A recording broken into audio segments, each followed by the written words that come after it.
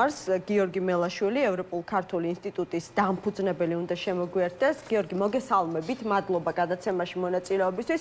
მოდი პირველ რიგში დავიწყოთ ევროპარლამენტის რეზოლუციით. რეზოლუცია ძალიან მძიმეა, თუმცა არის აქ ახალი ჩანაწერები, აბსოლუტურად ახალი შინაარსის მქონე. პირდაპირ არის ნათქვამი, რომ არავითარ შემთხვევაში ადგილობრივ არჩევნებში მონაწილეობა არ იქნება სწორი პოლიტიკური ნაბიჯი, რადგან ეს ლეგიტიმაციას შესძენს ქართულ ოცნებას. თქვენ როგორ ფიქრობთ, ევროპარლამენტის რეზოლუციის ეს ჩანაწერი იქონიებს თუ არა გავლენას იმ ოპოზიციური პარტიების გადაწყვეტილებაზე, რომლებსაც არათუ გადაწყვეტილი აქვს უკვე ადგილობრივ არჩევნებში მონაწილეობა, არამედ მერობის კანდიდატებსაც კი ეძებენ სულ ცოტა საქართველოს დიდ ქალაქებში. გამარჯობა, მივესალმები მაყურებელს, მადლობა. რაც შეეხება პარტიების გადაწყვეტილებებს, წესი და რიგით ჩვენი დასავლელი პარტნიორების პოზიციას მათთვის უნდა ჰქონდეს მნიშვნელობა და მათ უნდა კარგად გაიაზრონ ამ ბრძოლაში, ამ ეგრეთ წოდებულ არჩევნებში მონაწილეობას მოაქვს თუ არა დადებითი გავლენა საქართველოში მიმდინარე პოლიტიკურ პროცესებზე.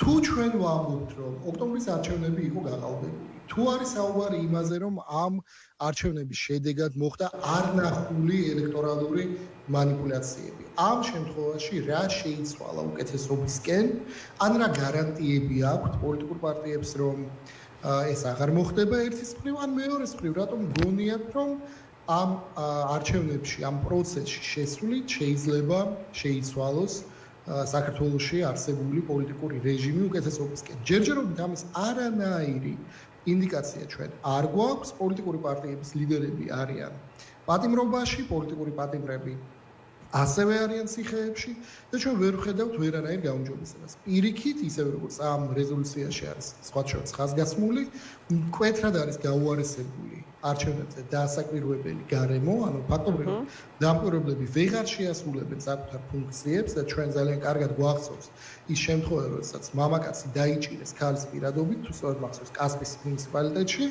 და ასეთი შემთხვევები, რაც პირდაპირ მიუთითებდა და მიანიშნებდა მანიპულაციებს პირადობების მოწმობებით. უბრალოდ ვეღარ დავიჭერთ, ვეღარ იქნება ეს ყველაფერი ასახული და ამ პირობებში რატომ გონიათ? რატომ გონიათ, ანუ მათი ასე ვთქვათ мотиваცია, ხომ, არგუმენტები თუ შეიძლება ასე ვუწოდოთ, ჩვენ არაერთხელ მოგუსმენია, ვგულისხმობ არჩევნებში მონაწილეობის მომხრე პოლიტიკურ პარტიებს, მაგრამ ახლა როგორც ვხედავთ, ერთზე მეტი მიზეზი აქვთ მათ კიდევ ერთხელ გადახედონ საკუთარ გადაწყვეტილებას. რადგან დღეს ჯერჯერობით მათგან პასუხი არ მოგვისმენია და გარკვეული ასე ვთქვათ პაუზა აიღეს, ფაქტია, ხომ? მე როგორც ვთქვი, ჩემს ეთერში უნდა ყოფილიყო ძლიერი საქართველოს ერთ-ერთი ლიდერი ალეკო ელისაშვილი, რომელმაც დიდი ეროვნული შერიგებისკენ მოუწოდა სხვა კოლეგა ოპოზიციონერ პოლიტიკოსებს, ვისთანაც მანამდე გარკვეული პოლიტიკური დაპირისპირება ჰქონდა და ჩვენ ვნახეთ რამდენიმე დღის წინ 5 დღეც არ გასულა, რაც საჯაროდ გააკეთა ძლიერმა საქართველომ განაცხადი იმის შესახებ, რომ მიდიან ამ თუნდაც უსამართლო პოლიტიკურ ბრძოლაში, იმიტომ რომ დიდ ქალაქებში მაინც აქვთ გამარჯვების იმედი. ამ ეტაპზე როგორც ჩანს, სათქმელი არაფერი აქვს. თუ მათი პოზიცია არის მტკიცე და ურყევი, ანუ არჩევნებთან დაკავშირებით, მაშინ რა პრობლემა გამოვიდოდნენ და იტყოდნენ, რომ ან მარტივად წავიდოდნენ თუნდაც ევროპარლამენტის ამ რეზოლუციის წინააღმდეგ, ამ ნაწილის წინააღმდეგ და საკუთარი არგუმენტებით დაასაბუთებდნენ, ან სალომე ზურაბიშვილს უპასუხებდნენ. ანუ როგორ ფიქრობთ, აი ამ ორი განსხვავებული პოზიციის, ერთი საერთაშორისო, მეორეს წინააღმდეგობის პლატფორმის დონეზე მოუწევთ თუ არა მათ კიდევ ერთხელ გადახედონ საკუთარ პოზიციას არჩევნებში მონაწილეობის თაობაზე. გაქვთ ამის მოლოდინი, რომ შეცვლიან ამ პოზიციას მარტივად? ყველაზე მნიშვნელოვანი ამ საკითხში თავიდანვე იყო ერთიანობა. როგორც მონაწილეობას, ასევე არ მონაწილეობას აქვს თავისი პლუსები და აქვს თავისი მინუსები. მთავარი, რისი პასუხისგებლობაც, ვალდებულებაც კი მე ვიტყოდი, ქონდა პოლიტიკურ სპექტრს, ეს არის ერთიან პოზიციაზე, ერთიან სტრატეგიაზე შეჯერება. ფაქტია, რომ ამ ერთიან სტრატეგიაზე შეჯერება სამწუხაროდ ვერ მოხერხდა და აქედან გამომდინარე ჩვენ ვართ ზუსტად გაცილებით უარეს სიტუაციაში დღეს, ვიდრე იქნებოდა ან ერთი გადაწყვეტილება ყველა ძირითადი პოლიტიკური მოთამაშის მიერ, ან მეორე. პრეზიდენტმა ძალიან ნათლად ისაუბრა ერთიანობის აუცილებლობაზე, სალომე ზურაბიშვილი არაერთხელ ცდილობდა სხვადასხვა ერთიანობის კონფიგურაციების მხარდაჭერას.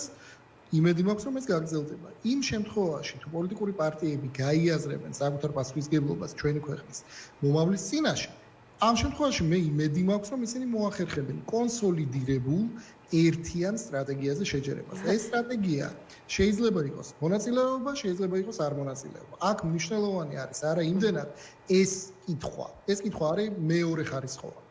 პირველ ხარისხოვანი საკითხი არის ერთიანი სტრატეგია. კი ბატონო.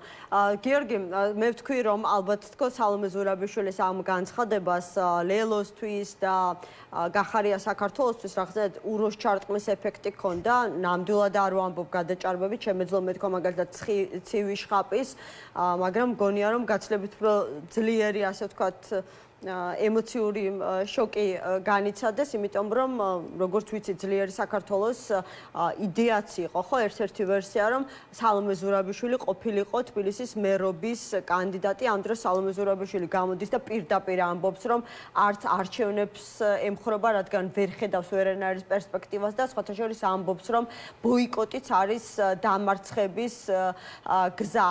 თქვენ რა მოლოდინი გაქვთ ამის შემდეგ? შეძლებს სალომე ზურაბიშვილი როგორც ამბობს, ისევ გააცოცხლოს წინააღმდეგობის პლატფორმა თუ მაგალითად ორად გაყოფილი ოპოზიციის ნაცვლად ახლა რაც გვაქვს სახეზე ერთნი ბოიკოტის მომხრენი და მეორენი ასე ვთქვათ არჩევნებში მონაწილეობისთვის მზადმყოფნი ვიხილავთ კიდევ მესამე ნაწილს სალომე ზურაბიშვილს მის გარშემო მის თანამოაზრეებს რომელსაც სულ სხვა მესამე გზა აქვს ამ შემთხვევაში მესამე გზა მიაჩნია რეალურად წარმატების გზად აი ამ პოლიტიკურ კრიზისში. პრინციპში მე მგონი ჩვენ უკვე პირველი გზაც ვზადეთ, მეორე გზაც და მესამე გზაც, ამიტომ არაფერი ახალი არ მგონია რომ იყოს. თუმცა კიდევ ერთხელ ზოგადად სალომე ზურაბიშვილის ირგვლივ პოლიტიკური სპექტრის კონსოლიდაციის ალტერნატივას მე ამ ეტაპზე სიმართლე გითხრათ ვერ ვხედავ. სალომე ზურაბიშვილს აქვს გარკვეული ლეგიტიმაცია, რომელიც არ არის ულიმიტო, რა თქმა უნდა, მას აქვს თავისი შეზღუდვები, თუმცა ის რომ მთელი ამ დროის განმავლობაში, როგორც დასავლეთში, ასევე საქართველოში, ზურაბიშვილი რჩებოდა ერთადერთ ადამიანად, ვისაც დასავლეთი დღეს ელაპარაკება და ვინც შეიძლება იყოს აღქმული როგორც მისაღები მათთვის პარტნიორი, ამ ყველაფერს აქვს ძალიან დიდი მნიშვნელობა. ის რომ აქამდე ეს კონსოლიდაცია ვერ მოხერხდა, ეს კიდევ ერთხელ მიუთითებს ჩვენი პოლიტიკური სპექტრის პრობლემებზე და იმაზე, რომ ქართული ოცნება მანამდე გააგრძელებს დააშალა და იბატონე პოლიტიკას, სანამ ოპოზიცია მას ამაში ხელს შეუწყობს.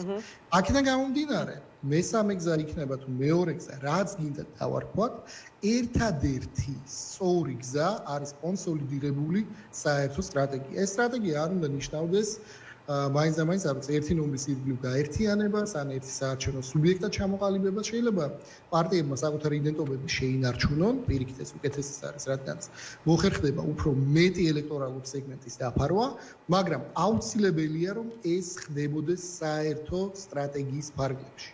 საერთო სტრატეგია თუ შემუშავდება, მანდ უკვე მეორე ხარისხოვანი არის, კიდევ ერთხელ გამეორდები, მიიღებენ მონაწილეობას თუ არა. ქვეყნის წინაშე არსებული გამოწვევის მოგვარების და დამარცხების და რეჟიმის და დამარცხების ერთადერთი გზა გადის ოპოზიციური სპექტრის. ეს არის პოლიტიკური პარტიები, სამოქალაქო საზოგადოება, ყველა დემოკრატიული ძალა, მათ შორის ბიზნესის ერთიანობაში და სხვა შორის ბიზნესი ახლა ვახსენეთ. ამ რეზოლუციაში იყო ნახსენები, მაგალითად ძალიან მტკივნეული თემა, რომელიც აქამდე ნახსენები არ ყოფილა საქართველოსთან მიმართებით. ეს არის SWIFT-ი, რომელიც ნიშნავს იმას, რომ საქართველო უბრალოდ მოიკვეთება ყველა ეროვნული ბანკის განცხადებაც ნახეთ გიორგი ამ რეზოლუციის საპასუხოდ რომ არანაირი საფუძველი იმისა რომ საქართველოს კომერციული ბანკები აი ამ საერთაშორისო გადახდის სისტემიდან გათიშონ არ არსებობს.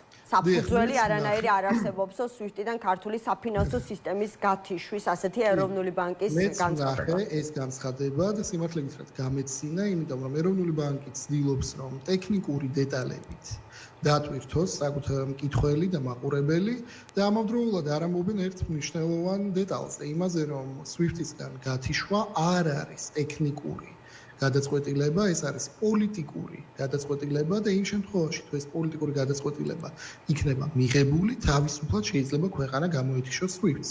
ზუსტად ეგ მოხდა რუსეთში, ზუსტად ეს მოხდა ბელარუსში. თუ ვინმეს გონია, რომ რუსული ბანკები არ ღვევდნენ SWIFT-ის ტექნიკურ მოთხოვნებს, შეიძლება ეს შემთხვევები მცირე რაოდენობით იყო, მაგრამ არანაირი ტექნიკური ვალდებულება, საჭიროება ან ხარვეზები არ ქონიათ ისეთი, რაც გამოიწვევდა SWIFT-ის გათიშვას. ამიტომაც არის მნიშვნელოვანი, რომ გაუმიჯნოთ ერთმანეთისგან პოლიტიკური და ტექნიკური.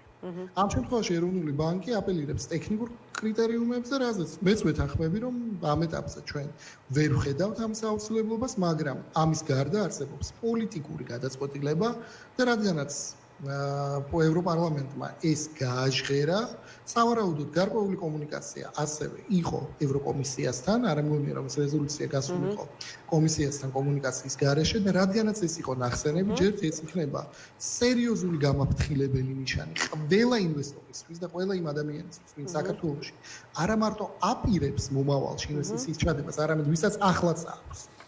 ასე რომ ეს არის ძალიან სახიფათო და ბიზნესმენები და ბიზნესი ჩემზე გაცილებით კარგად ხვდებიან, რას ნიშნავს SWIFT-ისგან გათიშვა. კი ბატონო, და ბოლოს მინდა აუცილებლად ერთი რამ დავაზუსტოთ თქვენთან, ან თქვენ ამბობთ, რომ იგივე ევროკომისიასთან კომუნიკაციის და კონსულტაციების გარეშე ასეთი ჩანაწერი SWIFT-თან დაკავშირებით არ გაჩნდებოდა. იმიჯდება ლოგიკური შეკითხვა, ალბათ არც არჩევნებში მონაწილეობის მსურველ ოპოზიციურ პარტიებთან კონსულტაციების გარეშე არ გაჩნდებოდა ხომ რეზოლუციაში ჩანაწერი, სადაც პირდაპირ არის ნათქვამი, რომ მუნიციპალური არჩევნები უზარმაზარ გამოწვევებს უქმნის ნებისმიერ პოტენციურ მონაწილეს და თვით გამოცხადებული ხელისუფლება ასეთ მონაწილეობას ახალი სტატუს-კვოს აღიარებად გამოიყენებს. თუ ასეთი კონსულტაციები იყო, თუ მაგალითად ევროპარლამენტარებმა, ვინც საქართველოს საკითხებზე მუშაობს და ძირითადად არის წამყვანი ამ თემის, ხომ? ევროპარლამენტში ურჩიეს ძლიერ საქართველოს ურჩიეს გახარიას პარტიას, რომ არ შესულიყვნენ აი ამ პოლიტიკურ თამაში ქართულ ოცნებასთან. აი როგორ ფიქრობთ, რატომ არ მოახდინეს მათ, რატომ არ გადახედეს საკუთარ, ასე ვთქვათ, ჩვენებას, მიმდინარე ჩვენებას? მოდით, ესე იგი, ევროპარლამენტში გადაწყვეტილება მიიღება პოლიტიკური ოჯახების მიერ. პოლიტიკური ოჯახის წევრები საქართველოში, ლეილო მაგალითად არის ევროპის განახლების პოლიტიკური ოჯახის წევრი და ევროპის განახლება Renew Europe-მა, ALDE-სთან ერთად, რომლის წევრი არის ლეილო, მან დაუჭირა მხარე ამ რეზოლუციას. გახარიას შემთხვევაში, გახარია ჯერ არ არის არც ერთი ევროპული პოლიტიკური ოჯახის წევრი, მაგრამ მას ძალიან ახლო ურთიერთობა აქვს ევროპელ სოციალისტებთან და როგორც ჩანს, გარკვეული კომუნიკაცია ახლახან როგორც მახსოვს ბერლინში ხონდა მათთან შეხვედრები, არსებობს. შესაბამისად, როგორც სოციალისტების პოლიტიკურმა ოჯახმა, ასევე ALDE-s პოლიტიკურმა ოჯახმა, ორივემ დაუჭირა მხარი ამ რეზოლუციას. შესაბამისად, ნებისმიერი კონსულტაციები თუ არსებობდა და მე ვარაუდობ, რომ შეიძლება ყოფილიყო, რა თქმა უნდა, იყო როგორც ლელოსთან, ასევე გახარიას პარტიასთან, თუმცა როგორც ჩანს, მათ ვერ გადაწონეს საკუთარ პოლიტიკურ ოჯახებში, ან სხვა პარტიები, ეხლა ლელოს გარდა ALDE-ში არის კიდევ რამდენიმე პარტია, გირჩი, დროა, სტრატეგია აღმაშენებელი, და როგორც ჩანს, ამ პარტიების პოზიცია უფრო მისაღები აღმოჩნდა მათივე ევროპელი პარტნიორებისთვის, ვიდრე ამ პარტიების. ანუ ეს ნიშნავს თუ არა იმას, რომ არჩევნებში მონაწილეობის შემთხვევაში ისინი უბრალოდ საერთაშორისო მხარდაჭერის გარეშე დარჩებიან? ეს ნიშნავს ამას და მათი პოლიტიკური პარტნიორობა იგივე ევროპელ სოციალისტებთან დაკავშირებით შეიძლება კითხვის ნიშნის ქვეშ დადგეს? იქონიებს ეს გავლენას? იმ შემთხვევაში შეიძლება იქონიოს, თუმცა ამ ეტაპზე არ ამგონია. რეზოლუციის ტექსტი უფრო მეტ ყურადღებას უთმობს ქართულ ოცნებას, ქართული ოცნების მიერ გაუარესებულ საარჩევნო გარემოს, ვიდრე ამ კონკრეტული პარტიების გადაწყვეტილებას. აქედან გამომდინარე, რა თქმა უნდა, უფრო მეტი პასუხისგებლობა და უფრო მეტი მოთხოვნა იქნება ქართული ოცნებისადმი, ვიდრე იმ კონკრეტული პარტიებისადმი. კი ბატონო, მადლობა გიორგი მელაშვილს, ევროპულ ქართული ინსტიტუტის